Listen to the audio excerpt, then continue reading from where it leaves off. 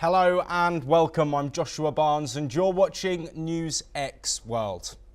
It's been 100 days since Donald Trump returned to the White House. His second term has already shaken up US politics, foreign relations and global markets. Trump kicked off day one by signing 26 executive decrees, including pulling the US out of the World Health Organization and pardoning Capitol rioters. Days later, he stunned the world with a controversial Gaza proposal, suggesting Palestinians be relocated and the region turned into the Riviera of the Middle East. He reconnected with Vladimir Putin, breaking Russia's diplomatic isolation. The president then drew backlash when he and Vice President J.D. Vance criticised Ukrainian President Volodymyr Zelensky and Europe's leaders. Domestically, he slashed funding to universities like Columbia and Harvard over alleged anti-Semitism. He launched mass deportations of suspected gang members to El Salvador. Trump also sparked global concern by threatening to take over Greenland and announcing sweeping tariffs, with rates on Chinese goods skyrocketing to 145%. From bold executive action to global disruption, Trump's 100-day mark has made it clear this presidency won't be quiet. Before we head into our discussion, let's listen to some of the comments made by US President Trump. Some of them are controversial, but all of them have had major geopolitical significance. I don't want to be cute, I don't want to be a wise guy, but the Riviera of the Middle East, this could be something that could be so bad, this could be so magnificent. Need Greenland, very importantly, for international security. We have to have Greenland. You're in no position to dictate what we're going to feel. We're going to feel very good. Feel influence. We're going to feel very good and very strong. You will feel influence. You're right now not in a very good position. You've allowed yourself to be in a very bad position, and he happens to be right about it. From the very beginning of the war. You're not in a good position. You don't have the cards right now. With us, you start having cards. Right now. My fellow Americans, this is Liberation Day. Waiting for a long time.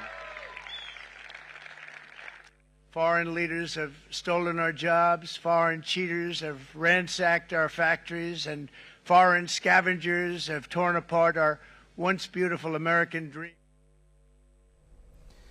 Well, as Trump's 100 days in office comes to this point, we will take a look at many of the decisions and actions he has taken, which has made this one of the most tumultuous but interesting starts to a presidency in recent memory. Joining us first to discuss this roller coaster and geopolitical minefield of interest and intrigue is John Rosamondo, a geopolitical analyst who's joining us from Washington, D.C. John, thank you ever so much for joining us for this special episode.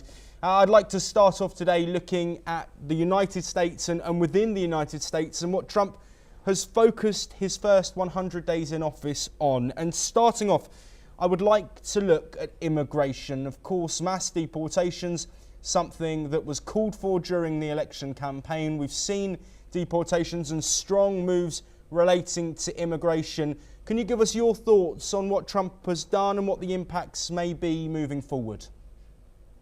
Well, I think that President Trump has done a fantastic job of ending the human tidal wave coming across the southern border. He's sent ICE agents after illegals, imposed the 1798 Enemy Aliens Act, and he's done everything that he can to try to reverse the tide. Yes, John, it has faced opposition though, with court rulings and clear public opinion in certain areas that these rulings, the Alien Enemies Act of 1798, one of them that may be going too far. What challenges has Trump faced and how has he overcome them in the pursuit of his goals and aims set out during the campaign?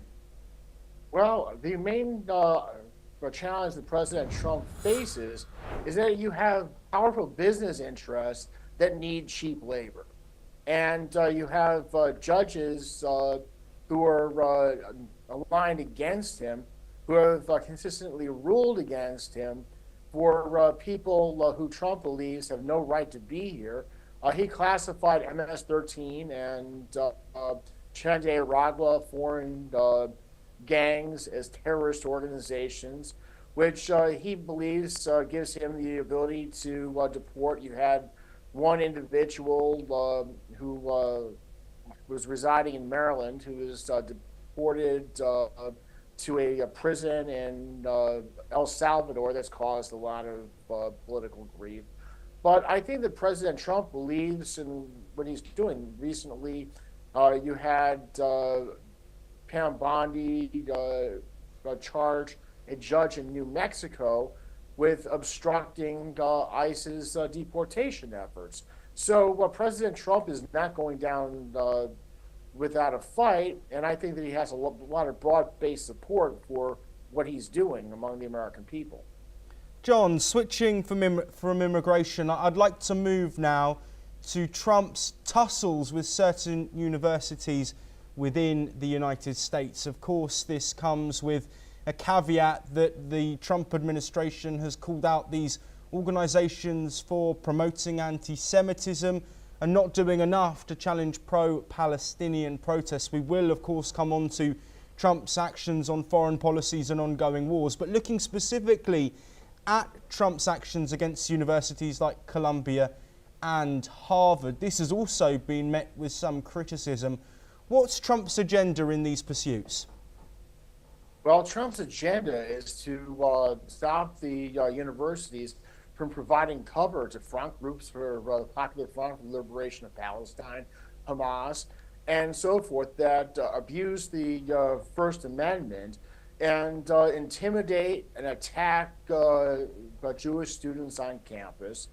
And he's suspended their funding as a message to them to change things, which they've resisted, and they're talking about having some sort of consortium to share funding. I mean, for goodness sake, Harvard has a $56 billion endowment. Why does it need subsidies from the federal government?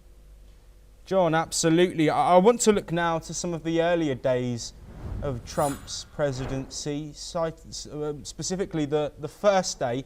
One of Trump's first actions was to exonerate those that were charged for the Capitol riots. Did this set a precedent now that we look back 100 days later as to how Trump's reign was going to go? He was going to get what he wants and do what he promised in his campaign. Well, I think a lot of the anger among his supporters for how the Capitol rioters was treated is if you look at the riots in 2020, where you had over $1 billion worth of damage, and most of the rioters got off without any charges or had the charges dropped. You had people who wandered into the crowd, into the Capitol, who received like 2-year sentences or something like that for trespassing. So I think that President Trump hit his base and what they wanted. So I think President Trump is no holds barred, and he doesn't care what the media says.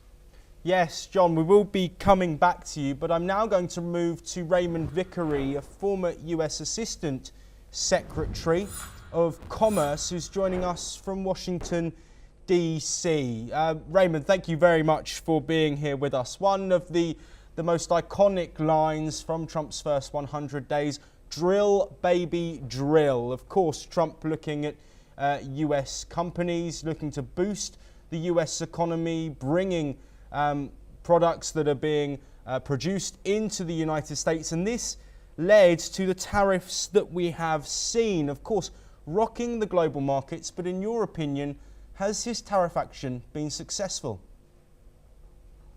Well, thanks very much for having me, Joshua. No, it hasn't been successful. It has sowed chaos throughout the world.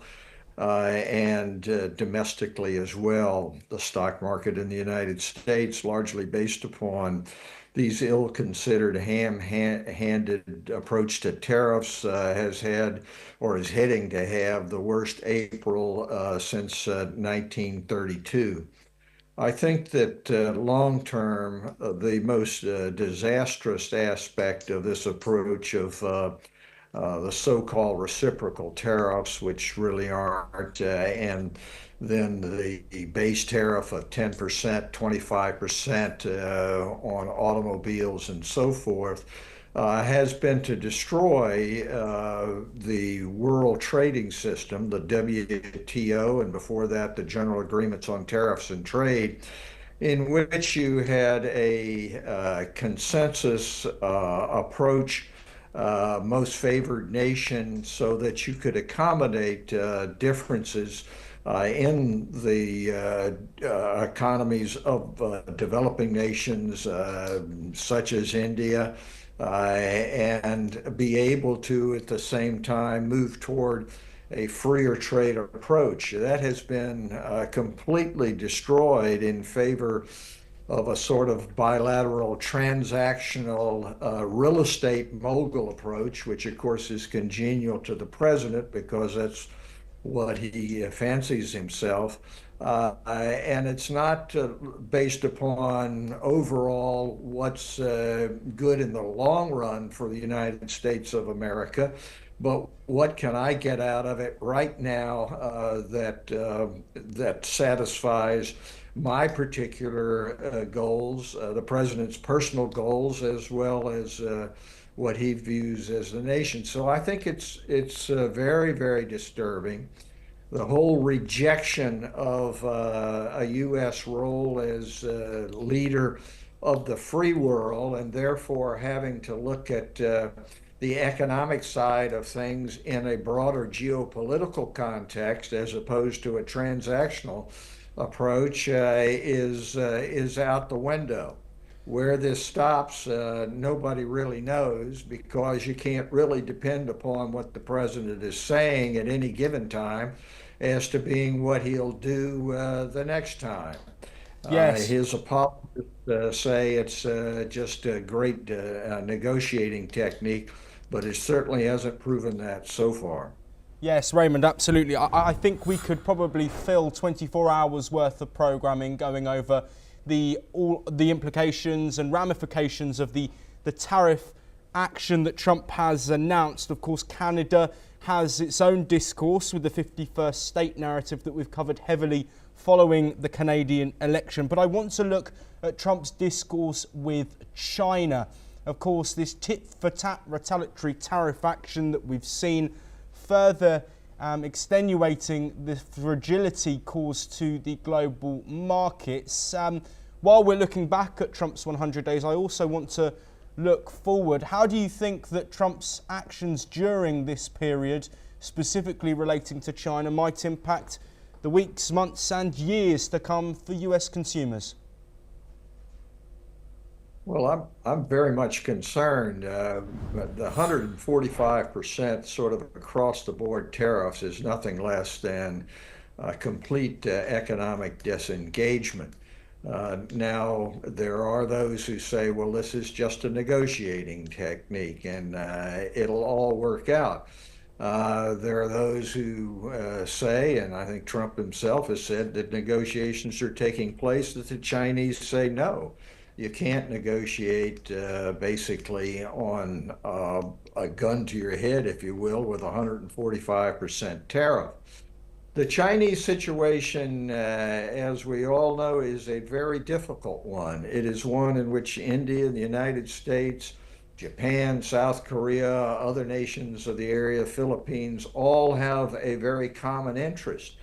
But instead of taking an approach which allows us to move forward together, it's one of alienation, really, through the tariff policy, and then really not having any game plan, if you will, as to how to resolve matters with China. The idea that you're just going to have President Trump and and President Xi sit down and work it out on a 1 or 2 day basis in conversation. That might have worked for Trump Tower in New York, but it doesn't work internationally.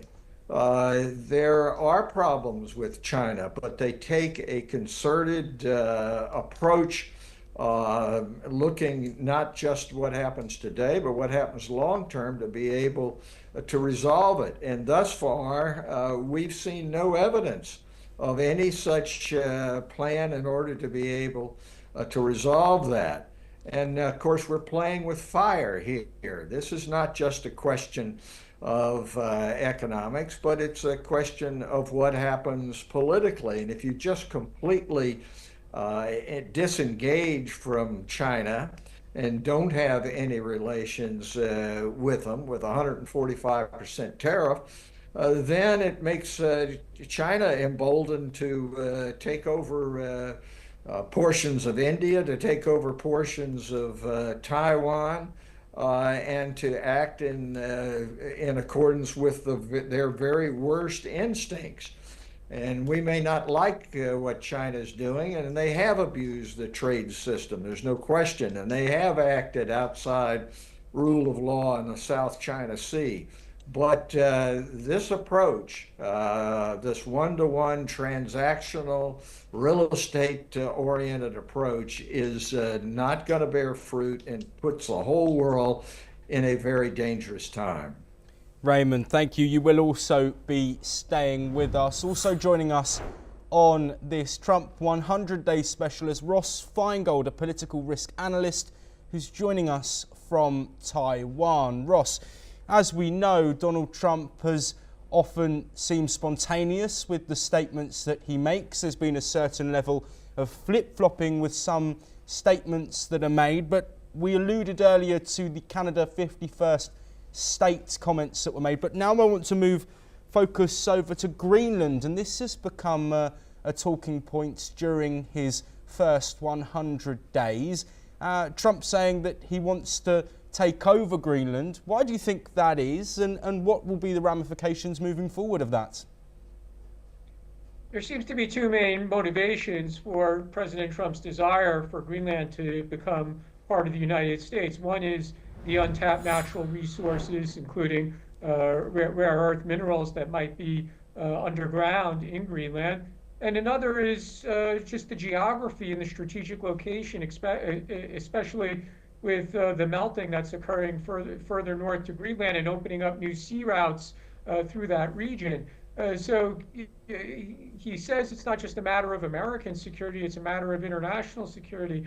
Obviously, the people and the government of Greenland, they've rejected that, as did the government of Denmark, very similar to how the people in the government of Canada rejected becoming the 51st state, and the people in the government of the Panama rejected handing the canal back to the United States.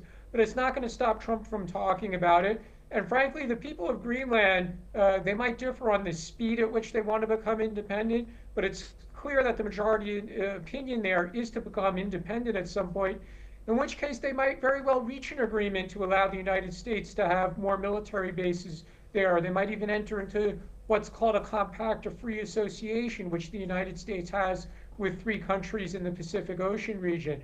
So he certainly floated the more extreme idea of basically the United States taking it over, but that's really a conversation or a negotiation starting point. I think this story still has much more room to grow, and we don't know what the ultimate conclusion will be.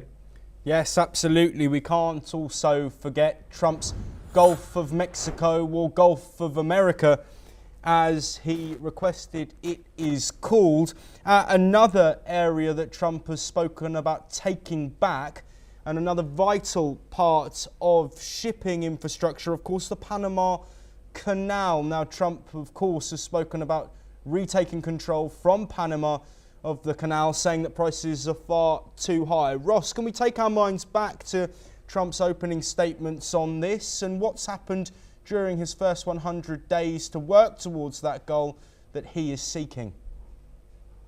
he certainly went all in. He took the most extreme position, which was to say it should be returned to the United States. It should never have been handed over to Panama, but it was handed over subject to a treaty. And it's very hard to undo that treaty, and Panama's government has constitutional and legal restrictions that would prevent it from turning it over. However, in the interim, and to answer your question, Panama has agreed to the United States having a greater military presence in the canal zone. So the United States has achieved something from the rhetoric that came from President Trump. So strategically, maybe the United States didn't achieve all of President Trump's goals, but to have a greater military presence, you got to say, well, that's not bad for the United States. Yes, absolutely. I'm going to go back to John Rossimondo to look at the Russia-Ukraine war. Trump, after assuming office for the second time, spoke about ending the war within days. Let's not also forget one of the most iconic moments of Trump's tenure so far during his second term, and that meeting that took place in the White House between Zelensky, Donald Trump, and also J.D. Vance. I want to look at Trump's role here from 2 points, John. Firstly, let's look at the fixing of relations between the US and Russia, and in turn, the potential ostracization of US and EU relations in turn. Excuse me. Well, what President Trump has done, excuse me. All right, well, that's a little embarrassing. Well, anyways, what President Trump has done with Ukraine is to try to push both sides to reach peace, because the Ukrainians don't, and they admit it, don't have the ability to retake any of the territory that is now held by the Russians. And President Trump is desperate to end the killing. So the Europeans want to continue the fighting, and the president has undermined, or rather changed the role there with the EU. But I think that President Trump is facing a situation that he can't win, in that the Russians don't want to end their aggression, and the Europeans want to stay in the fight.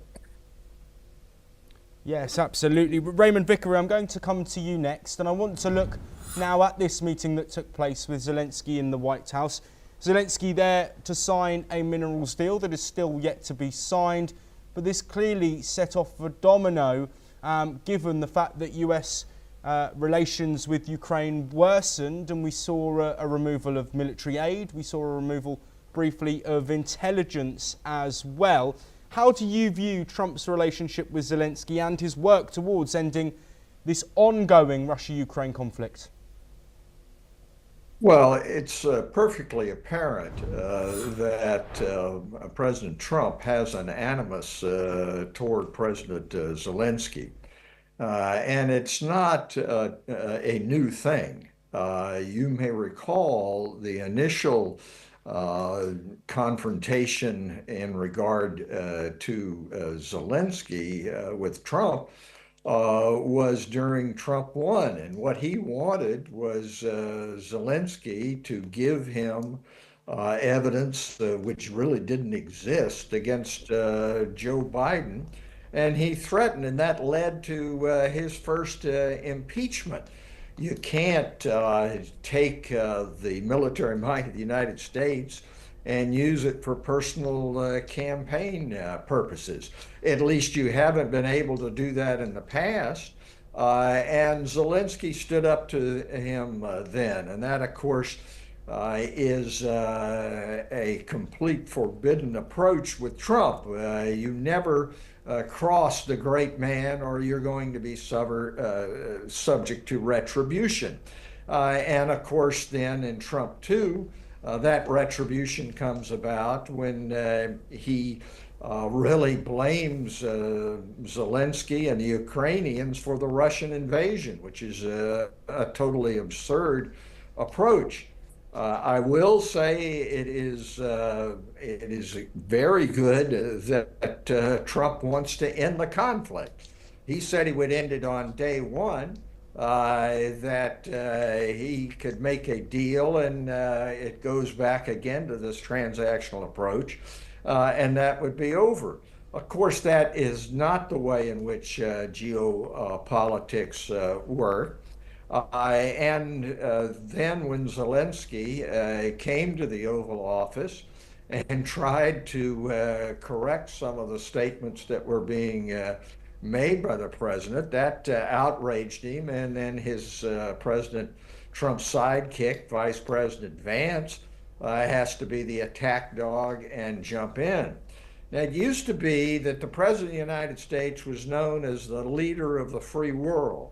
Well, it's pretty obvious that President Trump rejects that. He's not interested in concepts of freedom, democracy. What he's interested in is his own aggrandizement and a reversion, really, back to the late 19th century of a sort of American pseudo-imperialism. He's praised President McKinley. His adoption of the America First slogan, I thought at first was a mistake, that he really didn't understand what the America First movement had been in American history. But I think he understands perfectly well, and it is a rejection of the United States involvement in the world. Yes. As a leader for democracy and values, which countries like India, the United States, Europe, now Japan, and others hold dear. That's not in the cards at all. He thinks that it's a great power approach. He's a great power. Putin's a great power, so Putin gets to have his realm, and then Trump is to have his realm, which will include all of the aforementioned territories. So Zelensky stood up against that, and of course that infuriated the president. And now the president is left with an approach which has borne no fruit, but has jettisoned the values which, at least for the last century, America has been at the forefront, and I would argue from the very first, in terms of standing up for democracy, for territorial integrity. But that's all out the window. The United Nations Charter, the approach for NATO in terms of the defense, that's all out the window with the Trump approach. And again, we do not see how there is a way forward now. That's the most distressing thing. What is the game plan? Where is it? It doesn't seem to be there, because the approach of sitting down one baron to another and making a deal just hasn't worked.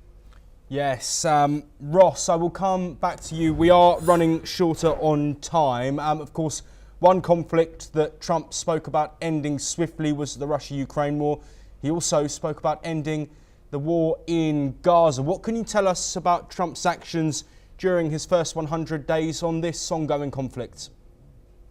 Well, he did end those conflicts before he took office, or in the first 100 days after he took office.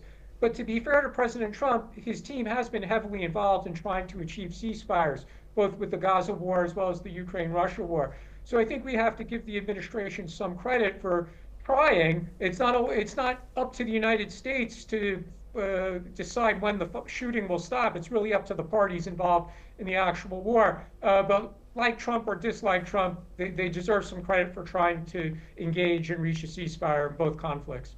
Yes, absolutely. John, I'm going to come with you to finish here. I want to look at Doge and Elon Musk's role during Trump's 100 days in office. Of course, we've seen sweeping federal government cuts, but also questions of who's in power. How significant do you think Elon Musk's role within the Trump administration has been, and how impactful will these cuts be in the future? Well, I think that Elon Musk has been an advisor to the president. The president is the one who's in charge. The president is the one who brought Musk in to use his tech wizardry to go through the federal budget line by line. Found a lot of corruption at places like USAID that involved giving money to terrorists that was uncovered by a group called the Middle East Forum. And other organizations. I think that it was a good thing, looking at what the money is being spent at, fraud in Social Security, fraud in Medicaid. I think that that's a good thing that conservatives have been asking for years. Yes, John, thank you ever so much for that. Ross Feingold, I'm going to come back to you very quickly for your summary of Trump's first 100 days and how do we expect the following 100 and beyond to go?